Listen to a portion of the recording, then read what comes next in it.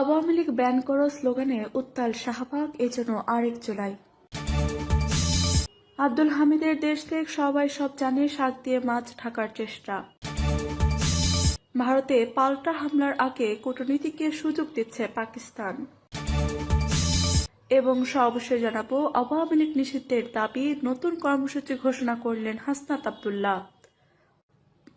শুনছিলেন সংবাদ শিরোনাম, এবারে বিস্তারিত। আব্দুল হামিদের দেশ থেকে সবাই সব জানে, শাক দিয়ে মাছ ঢাকার চেষ্টা।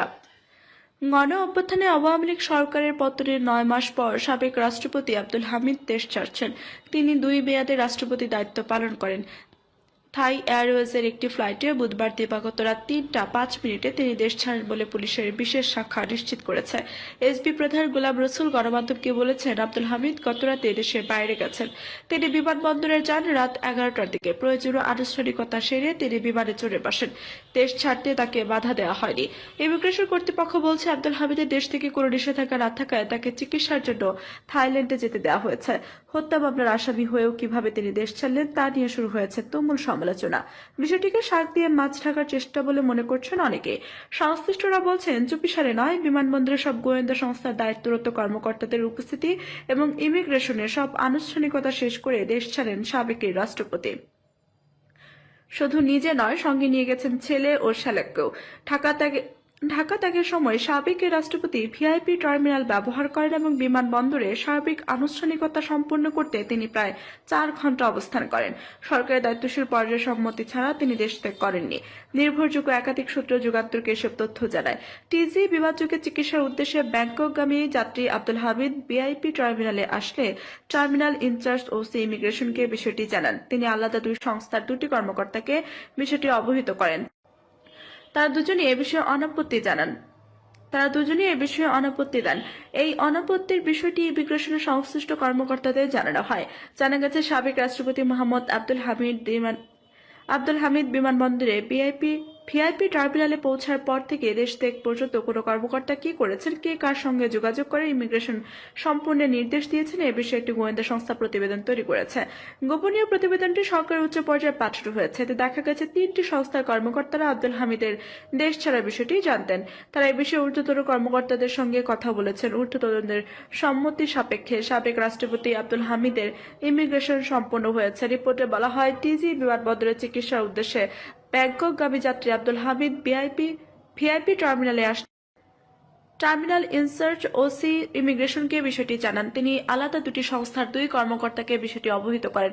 তারা দুজনেই এ বিষয়ে অনাপত্তি দেন। এই অনাপত্তির বিষয়টি ইমিগ্রেশন সংশ্লিষ্ট কর্মকর্তাদের জানানো হয়। ওসি ইমিগ্রেশন ঊর্ধ্বতন কর্মকর্তাদের নির্দেশ প্রাপ্ত অনাপত্তি এবং ইমিগ্রেশন ফর ট্র্যাক সিস্টেমের কোনো বিরূপ মন্তব্য না থাকায় ভিআইপি টার্মিনালে ইনচার্জকে ইমিগ্রেশন করার নির্দেশ দেন। টার্মিনাল ইনচার্জ ইমিগ্রেশন সম্পূর্ণ করেন। উল্লেখ্য, যাত্রীর সঙ্গে তার ছেলে ও শ্যালককেও বিদেশে গেছেন। এই প্রতিবেদনে কর্মকর্তাদের নাম, পদবি এবং টেলিফোন নম্বরে উল্লেখ করা হয়েছে। এদিকে নাম প্রকাশ অনিচ্ছুক কয়েক কর্মকর্তাও বলেন, আব্দুল হামিদের দেশ থেকে বিষয়টি যারা জানার তারা সবাই জানেন। এখন শাক দিয়ে মাছ ঢাকতে না জানার ভান করা হচ্ছে। তিনি যখন রাত 11টায় বিমানবন্দরে আসেন, এরপর থেকে সংশ্লিষ্টদের বিষয়টি জানানো হয়। এখানে সব গোয়েন্দা সংস্থার সদস্যরা সার্বক্ষণিক দায়িত্ব পালন করেন। এছাড়া সাবেক রাষ্ট্রপতি তো কোনো অপরিচিত ব্যক্তি নন। তারা বলেন, নিরপেক্ষভাবে সুষ্ঠু তদন্ত হলে সব তথ্য বেরিয়ে আসবে। শুধু পুলিশকে দোষ দিয়ে লাভ নেই, সবাই সবকিছু জানেন। সাবেক রাষ্ট্রপতি পাসপোর্ট ও পাল্টা হামলার আগে কূটনীতিকে সুযোগ দিচ্ছে পাকিস্তান। কূটনীতিকে কাজে লাগিয়ে ভারতের সঙ্গে উত্তেজনা বন্ধ হওয়ার জন্য অপেক্ষা করবে পাকিস্তান। কিন্তু কূটনীতি ব্যর্থ হলে ভারতে পাল্টা হামলা চালানো হবে বলে জানিয়েছেন পাকিস্তানের এক কর্মকর্তা। পারমাণবিক শক্তিধর 2 দেশের উত্তেজনার প্রশমনে যুক্তরাষ্ট্র, সৌদি আরব এবং অন্যান্য দেশগুলো চেষ্টা চালিয়ে যাচ্ছে। পাকি কর্মকর্তা মার্কিন সংবাদ মাধ্যম সিএনএন-কে শুক্রবার বলছেন, পাকিস্তান কূটনীতিকে সুযোগ দিচ্ছে। তিনি অভিযোগ করেন, গতকাল ভারত দাবি করেছিল পাকিস্তান তাদের 15টি শহরে মিসাইল ছুড়েছে, যা সত্যি নয়। এর মাধ্যমে ভারত হাইপ তোলার চেষ্টা করছে বলে দাবি তার। গতকাল পাকিস্তান ডিজিএফআই এর মহাপরিচালক লেফটেন্যান্ট জেনারেল আহমেদ শরীফ চৌধুরী ভারতে পাকিস্তানের মিসাইল হামলার দাবিকে হাস্যকর হিসেবে অভিহিত করেন। তিনি বলেন, এটি এমন অসাধারণ এবং পালানো গল্প যে এই নিয়ে আপনারা শুধু হাসতে পারবেন। পাকিস্তান এখন পর্যন্ত ভারতের কোনো মিসাইল বা ড্রোন পাঠায়নি বলে জানিয়েছেন ওই সরকারি কর্মকর্তা। তবে ভারতের এক সামরিক কর্মকর্তা সিএনএন-কে বলেছিলেন, তাদের নিয়ন্ত্রিত জম্মু কাশ্মীরের জম্মুতে বিস্ফোরণের শব্দ শোনা গেছে। এছাড়া পাঞ্জাব রাজ্যের পাঠানকোটের পুলিশ জানিয়েছে, তারা বিস্ফোরণের ব্যাপারে জানতে পেরেছে। ওই সময় সেখানে ওই সময় সেখানে আকাশ প্রতিরক্ষা ব্যবস্থা কাজ করছিল। পাকিস্তানের সরকারি সূত্রটি জানিয়েছে, পাকিস্তান যে ভারতে কোনো হামলা চালায়নি সেটি নিশ্চিত করতে যুক্তরাষ্ট্রকে তাদের স্যাটেলাইটের ছবি বিশ্লেষণ করার আহ্বান জানিয়েছে ইসলামাবাদ। আওয়ামী লীগ নিষিদ্ধের দাবি নতুন কর্মসূচি ঘোষণা করলেন হাসনাত আব্দুল্লাহ। আওয়ামী লীগ নিষিদ্ধের দাবিতে নতুন কর্মসূচি ঘোষণা করেছেন জাতীয় নাগরিক পার্টি দক্ষিণাঞ্চলের মুখ্য সংগঠক হাসনাত আব্দুল্লাহ। রাজনৈতিক দল হিসেবে আওয়ামী লীগ নিষিদ্ধ না হওয়া পর্যন্ত রাজধানীর শাহবাগ ব্লকেট করে রাখা হবে বলে জানিয়েছেন তিনি। ফেসবুক পোস্টে হাসনাত লিখেছেন, আওয়ামী লীগ নিষিদ্ধের দাবি ছাত্র জনতার দাবি।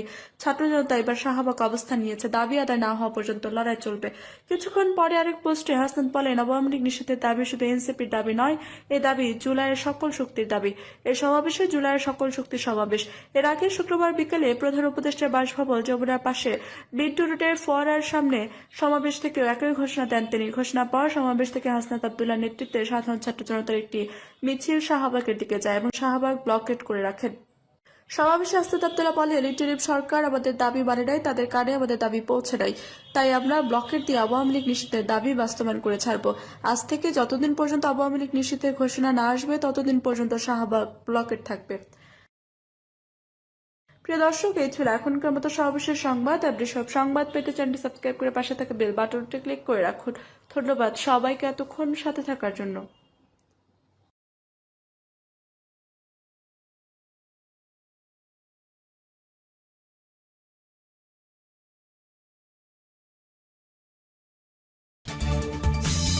আওয়ামী লীগ নিষিদ্ধের দাবি নতুন কর্মসূচি ঘোষণা করলেন হাসনাত আব্দুল্লাহ। আওয়ামী লীগ নিষিদ্ধের দাবিতে নতুন কর্মসূচি ঘোষণা করেছেন জাতীয় নাগরিক পার্টি দক্ষিণাঞ্চলের মুখ্য সংগঠক হাসনাত আব্দুল্লাহ। রাজনৈতিক দল হিসেবে আওয়ামী লীগ নিষিদ্ধ না হওয়া পর্যন্ত রাজধানীর শাহবাগ ব্লকেট করে রাখা হবে বলে জানিয়েছেন তিনি। ফেসবুক পোস্টে হাসনাত লিখেছেন, আওয়ামী লীগ নিষিদ্ধের দাবি ছাত্র জনতার দাবি। ছাত্র জনতা এবার শাহবাগ অবস্থান নিয়েছে, দাবি আদায় না হওয়া পর্যন্ত লড়াই চলবে। কিছুক্ষণ পরে আরেক পোস্টে হাসনাত বলেন, আওয়ামী লীগ নিষিদ্ধের দাবি শুধু এনসিপির দাবি নয়, এ দাবি জুলাইয়ের সকল শক্তির দাবি। এই সমাবেশে জুলাইয়ের সকল শক্তির সমাবেশ। এর আগে শুক্রবার বিকেলে প্রধান উপদেষ্টার বাসভবন যমুনার পাশে বিট্টু রোডের ফোয়ারার সামনে সমাবেশ থেকেও একই ঘোষণা দেন তিনি। ঘোষণা পর সমাবেশ থেকে হাসনাত আব্দুল্লাহ নেতৃত্বে সাধারণ ছাত্র জনতার একটি মিছিল শাহবাগের দিকে যায় এবং শাহবাগ ব্লকেট করে রাখেন। সমাবেশে হাসনাত আব্দুল্লাহ বলেন, লিটরিপ সরকার আমাদের দাবি মানে নাই, তাদের কানে আমাদের দাবি পৌঁছে নাই, তাই আমরা ব্লকেট দিয়ে আওয়ামী লীগ নিষিদ্ধের দাবি বাস্তবায়ন করে ছাড়বো। আজ থেকে যতদিন পর্যন্ত আওয়ামী লীগ নিষিদ্ধের ঘোষণা না আসবে ততদিন পর্যন্ত শাহবাগ ব্লকেট থাকবে। প্রিয় দর্শক, এই ছিল এখনকার মতো সর্বশেষ সংবাদ। আপনি সব সংবাদ পেতে চ্যানেলটি সাবস্ক্রাইব করে পাশে থাকা বেল বাটনটি ক্লিক করে রাখুন। ধন্যবাদ সবাইকে এতক্ষণ সাথে থাকার জন্য।